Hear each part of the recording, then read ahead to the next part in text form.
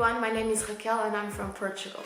I'm a co-founder at mangoUP together with my friends and colleagues Nicola and Marie, and together we're a passionate team promoting entrepreneurial thinking and acting. Today I bring you 5 entrepreneurial tips for beginners. Let's get started. The first tip is to learn by doing. I know it sounds super cheesy, but it's so important. You can read all the books and learn the right methodology, which you still should, but you will only actually learn when you start doing. For example, you can read and listen about all the mistakes you shouldn't make and still end up making them. At mangoUP, we wanted to build an online community for entrepreneurs, and we knew we should start with a simple prototype like a Facebook group, because we're still validating our own business idea.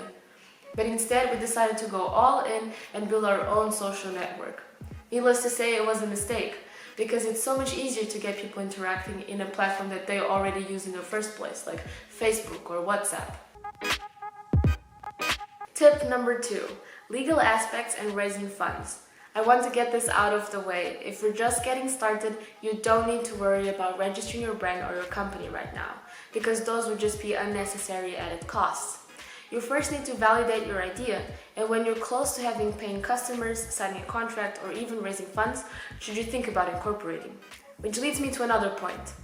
I know it's exciting, but the first step of starting a business isn't necessarily getting investment. And actually, you first need at least some customers or some strong signs of traction for investors to actually want to invest in you. What you should do though is check if your brand name is still available, and if you've already met some potential investors, definitely keep them in the loop so that when you're ready to raise funds, they won't have forgotten about you. Tip number 3 is another classic. Listen to your customers. But it's not just that. Everyone knows that most startups fail because they've built something no one needs. And so I'm pretty sure you already know that you have to talk to your potential users and listen to their problems in order to validate your business idea. But what I also want to stress is that you should do this consistently. The objective is not for you to get an idea, do some interviews, and then move on to building your product completely on your own. As your product and concept evolve, you have to keep going back to these people to make sure you're moving in the right direction. At mangoUP, we've changed several times since the beginning, but we've always made sure to revalidate our new ideas. That's why we've done multiple surveys, interviews, and even scheduled calls with some of our users to get first-hand feedback. The 4th tip is to start small. I know it'd be awesome to build a giant company today and change the world tomorrow, but obviously you gotta be a bit more patient than that. When in the early stage of experimenting and testing your business idea, it's totally okay to start small.